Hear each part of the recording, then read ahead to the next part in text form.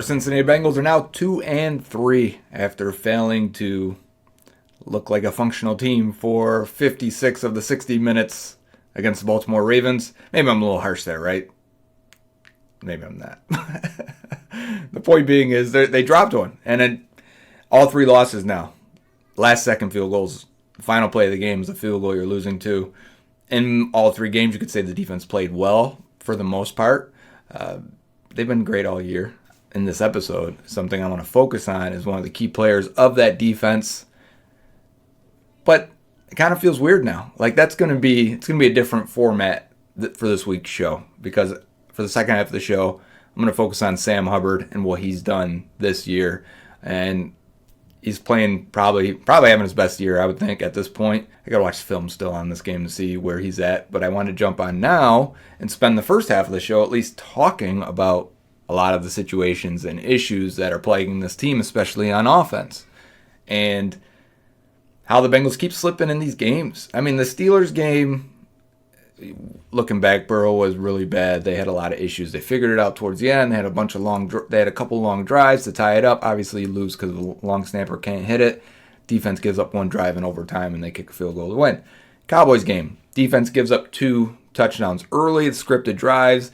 The Cowboys are now 4-1, by the way. That game looks better. The Steelers game looks worse because it washes out in the end. But the defense pulls it together for the rest of the game. The Bengals finally get 2 drives at the end of the game. It wasn't enough. Again, those are long drives, much like this Ravens game here, where the Bengals only got 3 drives in the second half. The one was a pick 6 right away. Or not pick 6. Interception to number 6, Patrick Queen, right away. And then they get the long drive where they go for it on 4th down, and we're going to talk about that a lot. Go for it on 4th down from the 2-yard line and do not get it. And then they get the one more drive where they go 8 minutes, and I think there's conversation there, and they score a touchdown. Joe Burrow quarterback sneak and pushed in by Mitch Wilcox. I like that. We like to see the quarterback sneak a little bit more often.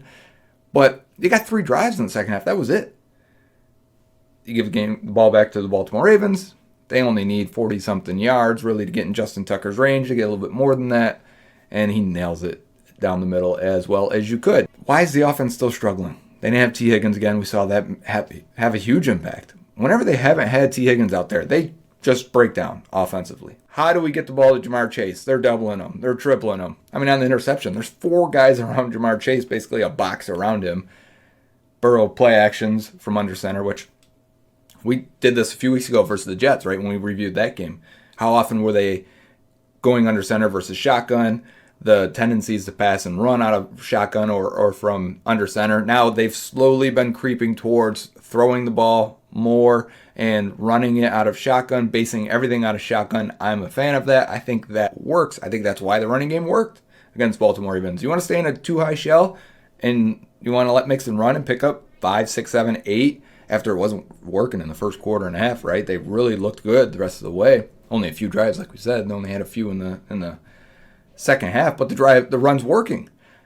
And it's because you're basing everything out of shotgun and the defense can't key on it. But then you still can't figure out how to get Jamar Chase open, right? With that play action interception that picked off by Patrick Queen, it looks like it should be there pre-snap. You put your eyes down to hand it, fake the handoff, you look up and you throw it, and now the guy dropped instantly. Patrick Queen just turns and runs back into the zone, intercepts that ball. Okay. You just wonder what they're doing. You got to feel Jamar Chase is probably getting a little frustrated at this point. Why wouldn't he be? I'm getting frustrated, and I think a lot of other people are, because it can't just be based on we're going to take what the defense gives us all day. How many checkdowns into the flats have we seen this year already to Hayden Hurst and to Joe Mixon or Samaje Perine? I mean, that was almost a full drive. One of their most successful drives featured that maybe 4 or 5 times. And Perine picking up extra yards, running over guys. You can't just take what the defense gives you. You're going to have to create something. You're going to have to move guys around. And I think that brings the whole point of, did they get too creative when they did get down there,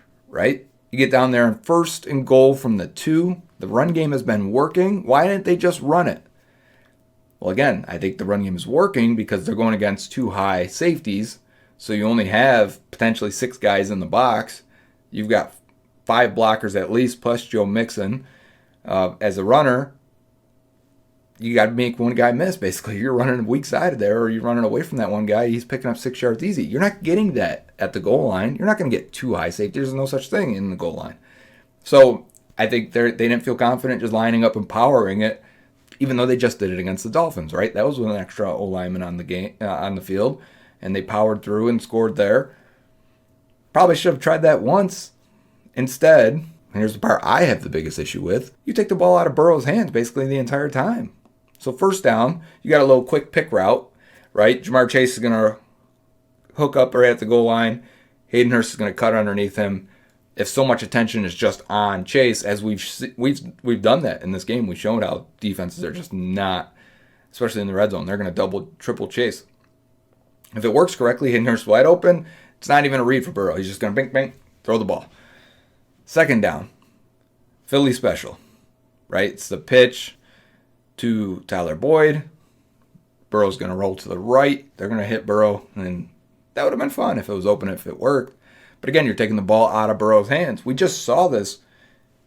The Jets versus Steelers. Zach Wilson, right? He scored on the Philly special and did the gritty. You do that with backup type quarterbacks or guys that aren't developed yet. You do that with Mitch Trubisky, guys you don't trust to make the right decision. You put the ball in Burrow's hands and let him make the right decision.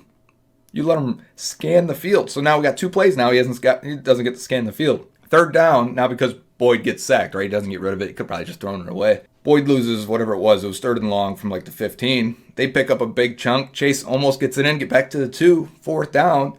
So that's a play where Burrow gets to scan the field, but it's 3rd and a mile.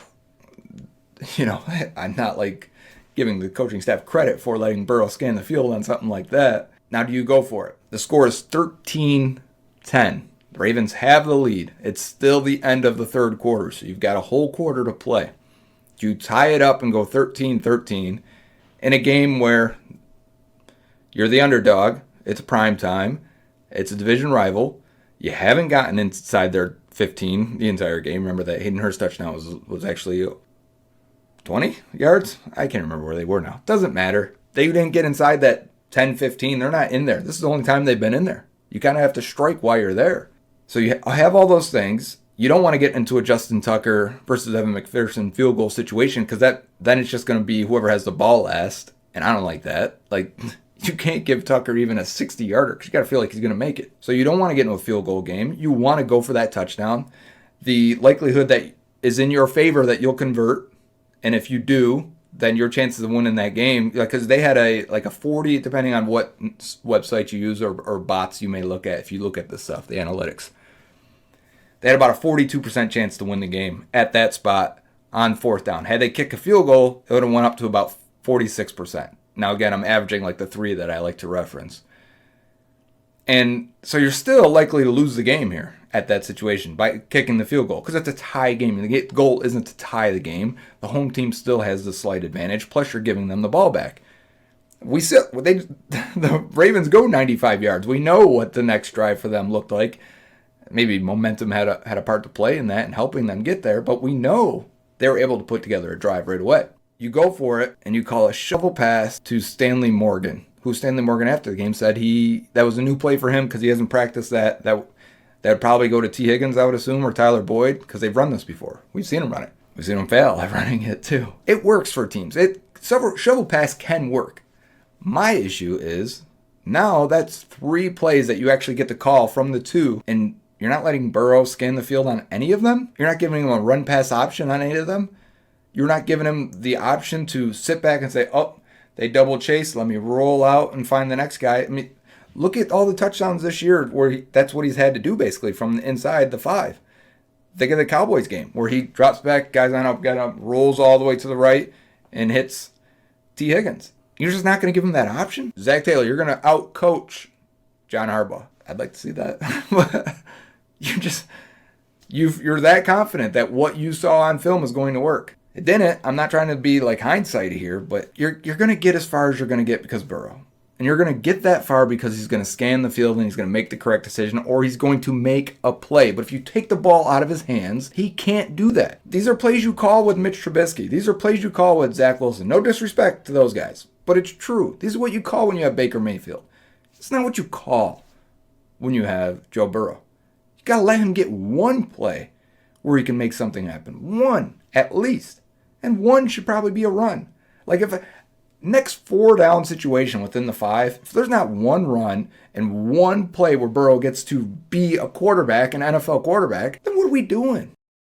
I'm getting fired up thinking about it. So they failed there. And they still have like a 41% chance. So again, I'm talking about the probability. This takes into account every game that's ever been in this situation and how it turned out. They still have like a 41% chance to win. It's a 16-13 game. Ravens drive all the way down the field, burn up a lot of time. They're now in the fourth quarter. Ravens have a decision to make. And it's funny because they get right down to the 2 and it's 4th down. And are they going to go for it? They make it. If they score a touchdown, the game is over. Bengals can't get back. They haven't been able to put a drive together more than 2 in any game almost other than the Jets game, right? So the Bengals aren't going to get back if they get it. And Baltimore is kind of reflecting on what happened last week against the Bills, where they go for it on 4th down from their end instead of kicking a field goal and going up by 3 points. They throw an interception, Bills drive down and score a touchdown. Like that was going to happen. Even if you kick that field goal, the Bills were going to go score. Have you watched them? Have you watched that offense? I have. They were going to score. A field goal there doesn't win anything for you, Baltimore, last week. So Baltimore kicks field goal this week because he's gotten destroyed by local media for not kicking a field goal and taking the 3 points. So they kicked the field goal here. A win for the Bengals. It's 16-10. You got the ball. You can drive and score a touchdown, as they have pretty much in every game. Even the 3 losses they had to nut up and drive down the field and score a touchdown. And they did in all 3 games. You got to be confident they're going to do it when you let Burrow do it. So they do it. They have won it. They get it ball back with 10 minutes to go, the Bengals do. It's 16-10. And they drive all the way down the field. No big plays again. It is killing this offense. If you can't score early and quick, you're leaving yourself no room for error here. By driving 8, you either 10 minutes off the clock, or you better score as fast as you possibly can. You better turn the ignition on, and this has to be a shootout for the final 10 minutes. We've seen games like that plenty of times, especially around the league. It doesn't have to be Bengals games. We've seen that. They take 8 minutes off the clock. They score a touchdown. They go up 17-16. Ravens have basically 2 minutes. It's like a minute 58. They have 3 timeouts, and they've got the best kicker of all time. There is no way you're winning that game unless the defense makes a play. So I get why like the defense is blitzing and trying to do things. They probably should have went a step further. Blitz everyone and just leave everyone press coverage. And if you get beat over the top and Devin Duvernay caps off a career game with a 70-yard touchdown, fine. You get the ball back with a minute and something left, and you got a chance to win the game now. You can't win it on defense in today's NFL. It is so hard to do that. And I'm saying this after the Bengals run, winning it on defense. But that's the luck part. That's people talked about when they got lucky. It's because you don't normally do that. That's not how it normally goes. So as soon as they give Baltimore the ball back, I know you're sitting there and everyone's listening to this. It's like their defense is going to make a play or they're going to drive down the field and kick a decently long field goal. And they ended up not needing to. They got a few splash plays and ended up kicking an easy field goal for Justin Tucker and winning the game with basically no time left. Was I in favor of going for that touchdown? I was, 100%. Because 3 points, let's say the Bengals take the 3 on that 4th down. And it's 13-13. So when the Ravens drive back down the field, now everything here is hypothetical because it changes. It's a ripple in time, right? You change one thing. You guys, multiverse. You change one thing and everything else changes after that. So the Ravens, let's say they drive down the field. Because they did, and I don't think it changes that much, they still probably drive down the field. Are they comfortable kicking a field goal and going up 16-13 to the Bengals? And then how does that change the Bengals' drive? Or does that put pressure on Baltimore to go for the 4th down there and score and really go up by 7 points? And then if the Bengals can drive down and score, that we don't know. But if they convert on that 4th down, and it's now 17-13 Bengals, and the Ravens drive down the field, well, they're not kicking a field goal. You're forcing the Ravens to go for it there because they may not get back down there again. The Bengals haven't given up in a second half touchdown all year. That remains true. If it's 17-13 Bengals and the Ravens drive back down the field, they're going for it on 4th down. You got a chance to stop them and pretty much ice the game right then and there, especially if you have another drive down the field and you can get a field goal out of it and be up by 7. That takes Justin Tucker out of the game. If you get a touchdown out of it the way they did, Justin Tucker isn't even an option. So that's why I'm going for it and going for it on fourth down. Because if you score, you control the game at that point. That is much different than tying the game. Tying the game is not the goal. Controlling the game and being up and taking Justin Tucker out of the game is the goal. The play calls just sucked. So we're going to move on. And that is a 16-minute opening for where I want to get to. I mean, that's the story of the game. I don't have much film to review right now because of the tight turnaround Sunday night till when I got to record Monday before I got stuff going on. So this is something I have pre-recorded after I was looking at numbers and saw just how well Sam Hubbard's been playing. And he played really good in this Ravens game based on the TV copy, right? He had a bunch of splash plays. He had one missed tackle, but whatever. So, 2-3. Let's enjoy a little scouting report on what Hubbard can and can't do, why he's not a great player, why he's a good player, a very good player, a key cog for this defense. Coming up next. We'll get back to Bengals on the Brain with Joe Goodberry in just a second. And yes, oh yes, he's going to watch the tape. But first, a word from Manscaped. They're the best in below-the-waist grooming. Their products are precision-engineered tools for your family jewels. Their performance package is the ultimate men's hygiene bundle. Manscaped.com is where you need to go. And right now, you're going to get 20% off with promo code BengalsTalk. So support the channel, support Manscaped, and make her happy by trimming everything up below the waist, looking awesome this fall with Manscaped. Again, promo code BengalsTalk, and you're going to handle business. Inside this package, you're going to get the Lawnmower 4.0 trimmer, the Weed Whacker ear and nose hair trimmer, which has been awesome. You got to be honest here. You got to keep these nose, you got to keep the ears, you got to keep everything fresh and clean. Plus, you got the Crop Preserver Ball Deodorant, Crop Reviver Toner, Performance Boxer Briefs, and a travel bag that holds all of your goodies. That has been clutch with, well, so many road trips for the Bengals this season. So right now, get 20% off at manscaped.com. You're also going to get free shipping with promo code BengalsTalk. Again, 20% off at manscaped.com. Free shipping as well. Your balls are going to thank you. Unlock your confidence and always use the right tools with Manscaped at manscaped.com. Promo code BengalsTalk. All right, Bengals fans, let's get back to Bengals on the Brain with Joe Goodberry. So for the second half of the show this week, I want to talk about Sam Hubbard and his impact on this entire defense. Defense is playing great. Has been now for a while, all the way back in the last year. Hubbard's been a big part of that. I mean, think how many plays he had in the postseason also. I always think of that sack against Patrick Mahomes that sack fourth fumble. That almost ended the game there, but that really got the Chiefs out of the ability to win that game at that spot right there. You know, spying on Mahomes and then breaking down and making the play. Tremendous play. But I was really impressed so far with Hubbard this year when I was looking up data, and I'm looking at PFF grades, and he's a top 10 run defender. Again, because that's what he's always been, right? So this is kind of going to read like a scouting report almost when I watch players, and I keep grades pretty much on every player and what their abilities, what they can do, what they can't do, where their strengths are, what the weaknesses are, what you can expect, what I think like potentially their upside is. And I think we've seen that now with Hubbard, but it's interesting. He's having his best career year. But what I was going to say is really good marks again against the run. And when you watch it, really good. He's got more missed tackles this year than normal.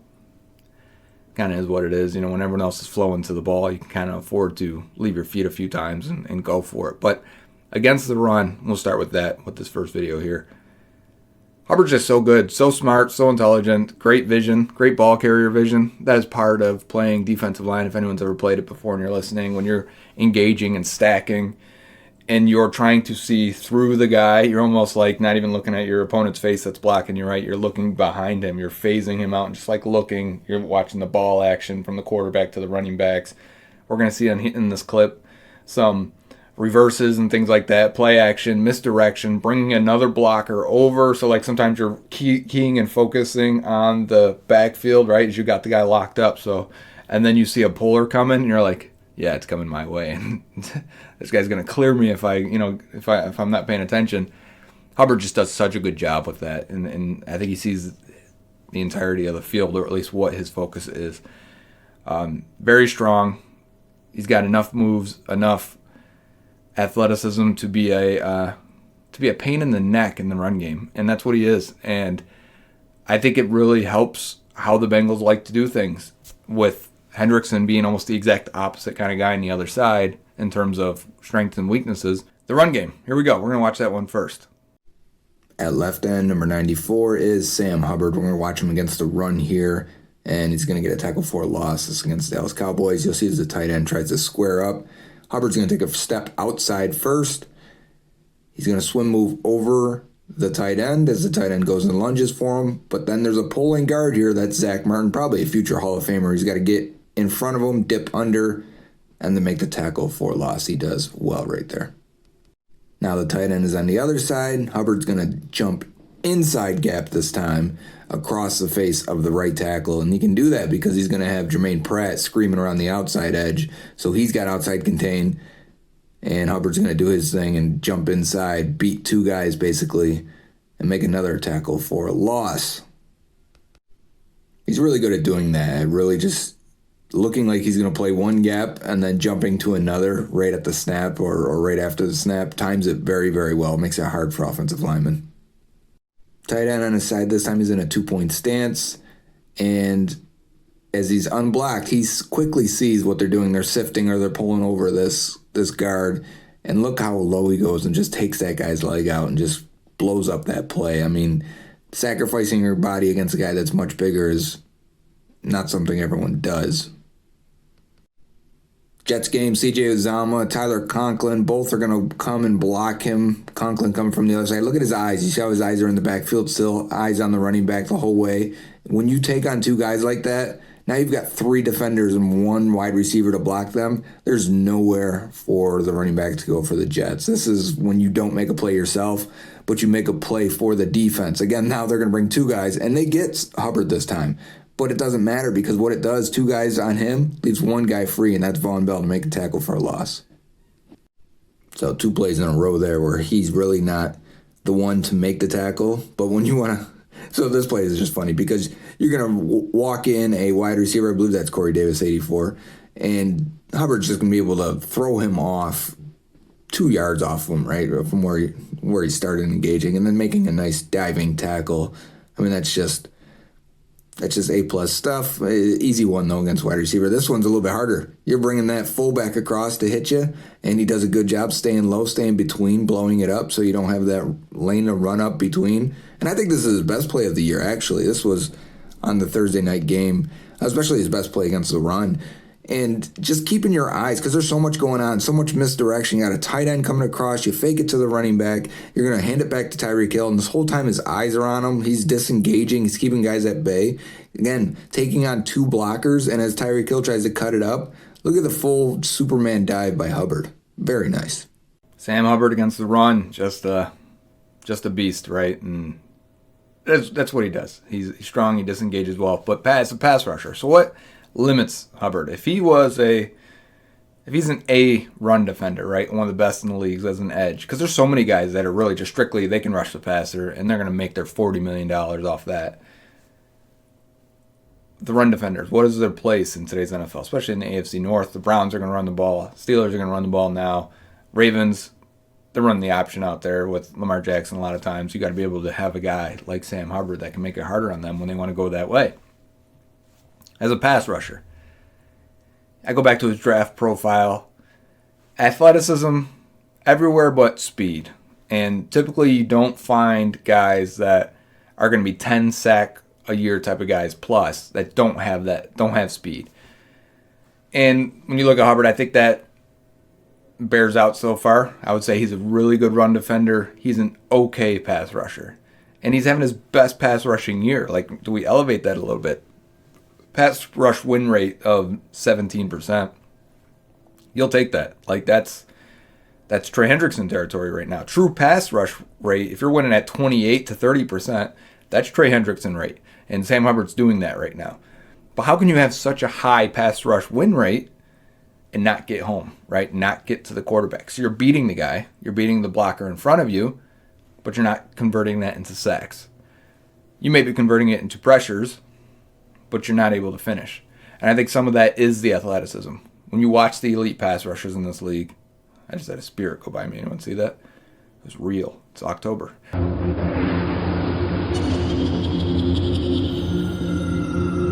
Anyways, when these best pass rushers in the league are they're freak athletes, and Hubbard isn't that. He's a good enough athlete. But you'll see in these clips here. So we're going to start it off. You'll see some power moves, which he's good at. You'll see, just like in the run, how he replaces one gap to the next right at the snap or right after. He does that as a pass rusher and wins that way. It's when he has to run the arc, when he has to bend and get around. And running the arc is one of my favorite things about football. The ability to get off fast, get upfield, beat the guy with a nice move, whatever it may be, and bend, get down. Your ankles are like this. Like if this is your shin and your foot is at an angle as you're digging through the ground, and you've got to have enough strength. So you can't just be some frail, thin, fast guy to do this. That helps to be able to bend and do that. But then you get contacted again normally as you're coming around that lineman.